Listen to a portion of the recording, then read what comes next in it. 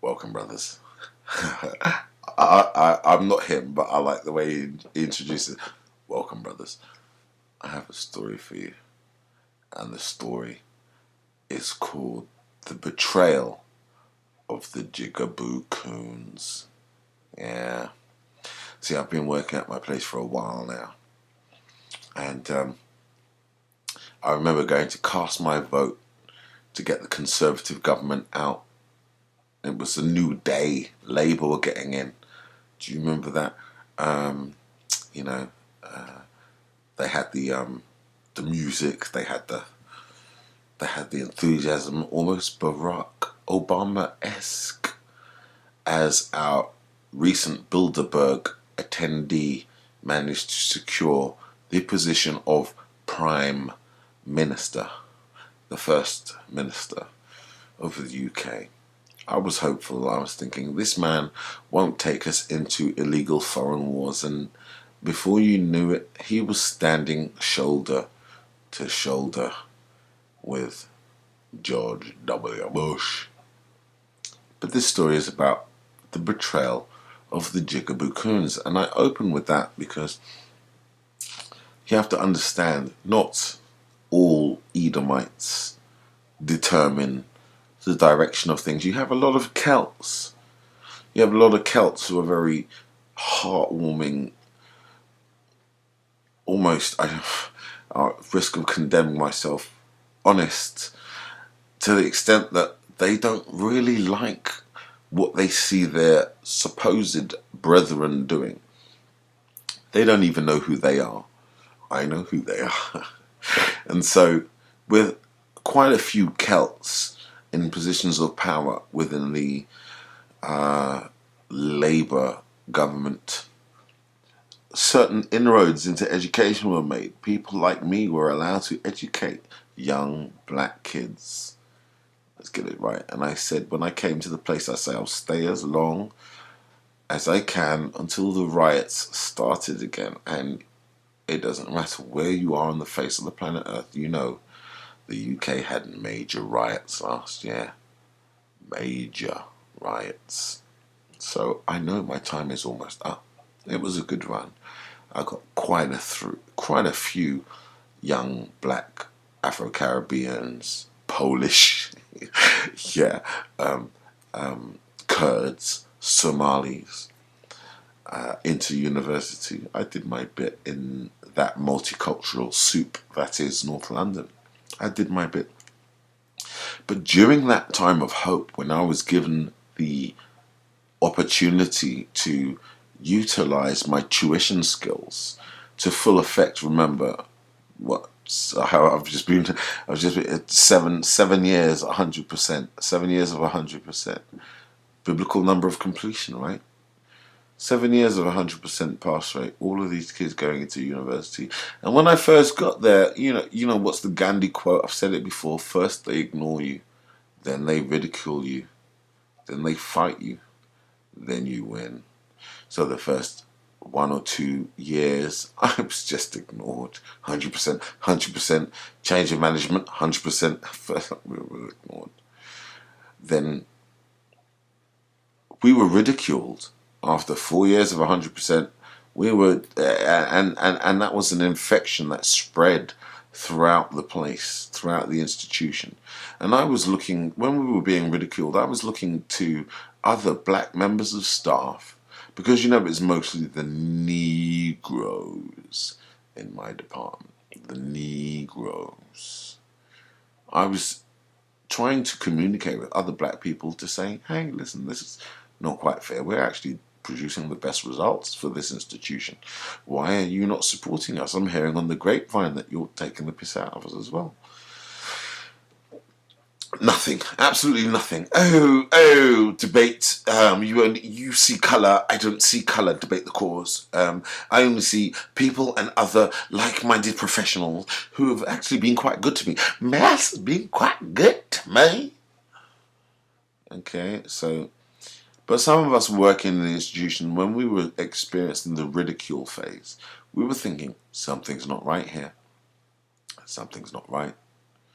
Seems a bit dodgy. It almost seems little plantations. You know, I don't want to say anything. I've just come to the place. Don't want to say anything. But something's not right. And these black people said, debate the cause, you're expressing a militancy, a leftover relic of the 70s. I think you need to be professional and get down with it. Cut your hair, get rid of the cane row, okay? Get rid of that large afro and just be professional. Really? Okay, okay. And that's what you think being professional is, while they produce majority failure rates.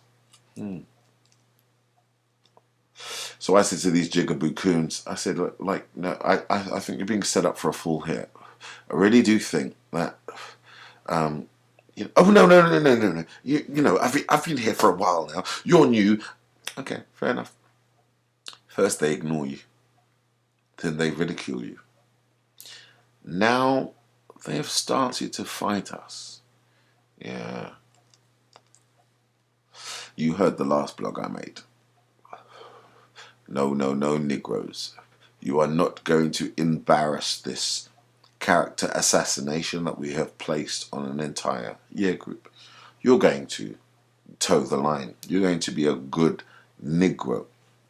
It doesn't matter about pass rate. It doesn't matter whether the students like the subject or not. Are you employing good practice? Blah, blah, blah, blah. And I don't know what that means. I think good practice means, are you acting white enough? Are you acting white enough where these Negroes will superimpose your Sambo coonery onto themselves and become dysfunctional members of society? Because I honestly believe that's what they're going for. The Jigaboo Coons said, no, because you're talking nonsense. You're talking nonsense. You are with an outdated philosophy of them against us. Okay. 2 twos now. We find out one Jigaboo Coon has slept with this one. One Jigaboo Coon has slept with that one. Another Jigaboo Coon has slept with this one. Then so have some of the other female members of the staff, and whoop, whoop, whoop, whoop, whoop. Promotions. 7 years go by. Current year. I turn around. These Jigaboo Coons are still partying. They're still fucking this one and that one. Some of them are waking up in strange beds, not knowing how they got there. After being put on public view for all attendees around at the gathering. Yes. The embarrassment so extreme, people have to leave. Ooh, shall I continue? Yes, I'll continue. Other Jigaboos, other conscious members of staff, black men with balls, approach one of these Jigaboo Coons, see their judgment criteria, see it as a white supremacist judgment criteria and say, aren't you employing a white supremacist judgment criteria?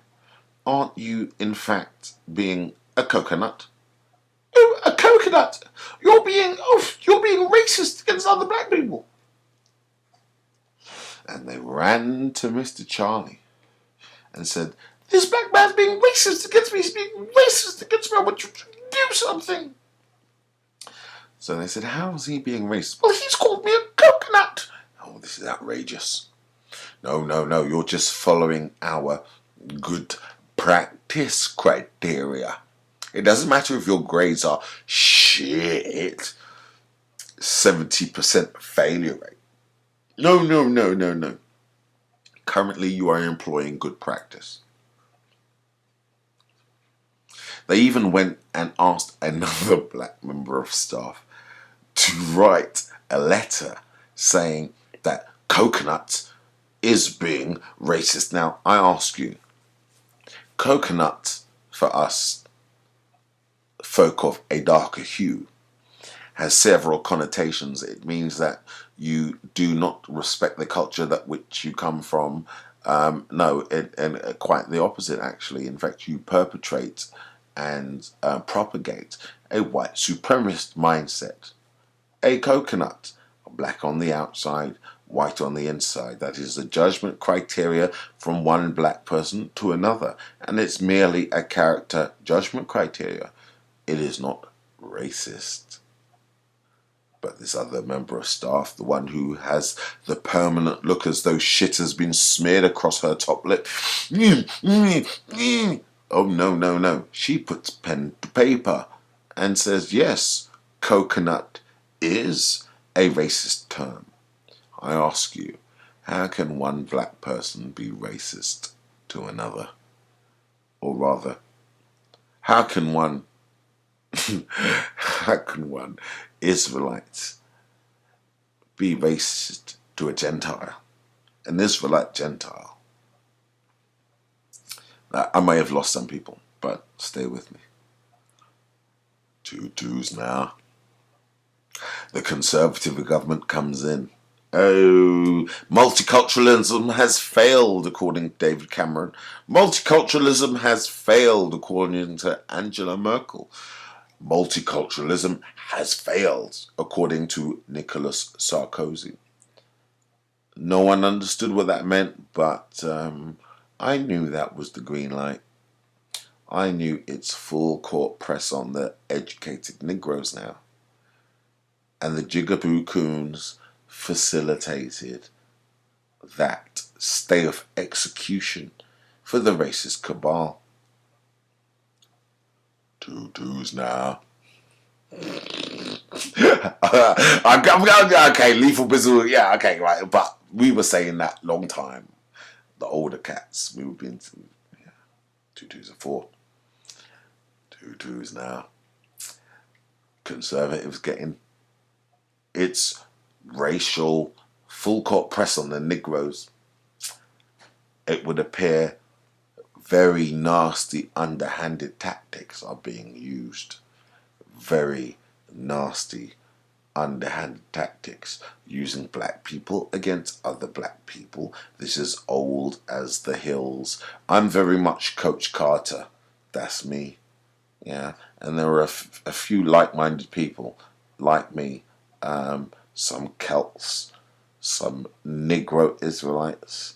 Okay, but no, you know, kids are winning shiny pieces of plastic from year 7 to year 11 and leaving without the ability to read or write English. That's where we are. That's what's happening. That's what's happening. You can say what you like. That is what is happening. And now we've gone on a full court press. Now it turns out some of these Jigaboo Coons, after being such loyal servants, are not being rewarded with positions of power. Oh, what a shame. Oh, no, I know you feel sympathetic for them, don't you? So do I. I feel sympathetic for a completely different reason.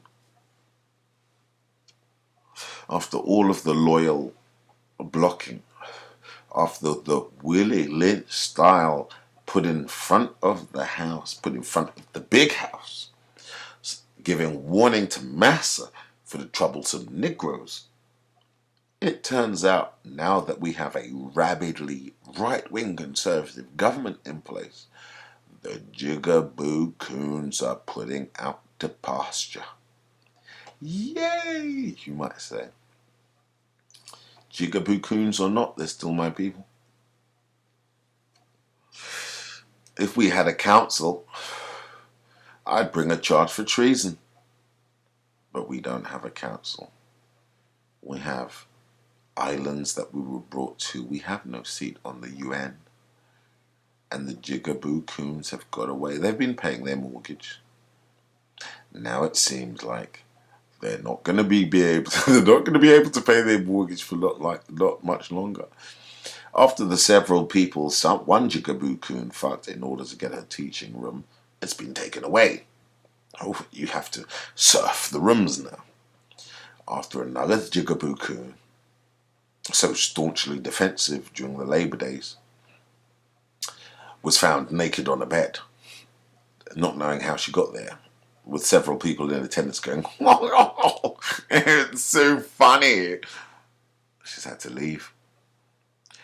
Another Jigaboo Coon who expressed to me the fact that she did not see colour or any problem expressed privately in other conversations says, I think this place might be a little bit racist. I mean, I've been here for so long and I haven't been given anything. Well, maybe you should have thought about that when you was taking all that white dick in your throat. Maybe you should have considered that possibility. But, it worked for the others, so I suppose you thought it would work for you. Au contraire. Tutus now. It would appear everyone in the borough knows what's going on. Everyone in the borough knows exactly what's going on. They know it's a racist hellhole. But how could it be? How could it be that this small cabal has managed to sustain power through the lab years with the use of Jigaboo Coons, go through massive frauds, sexual assaults, violent incidents, suicides, cover the entire shit up, and still remain in power? All I can say is they would have gone a long time ago if it were not for the Jigaboo Coons. These Jigaboo Coons are thinking about going north, south, east, and west, anywhere other than the place is, because the real face has finally been revealed to them. Do you feel sympathy for these people? I'm finding it hard to, but they are my people. They're starting to come and converse with me privately and express opinions as to their overlooking for promotion, their marginalization, and in some cases, ostracization. No one will even talk to them. It is the betrayal of the Jigaboo Coons, and I'm loving every minute of it.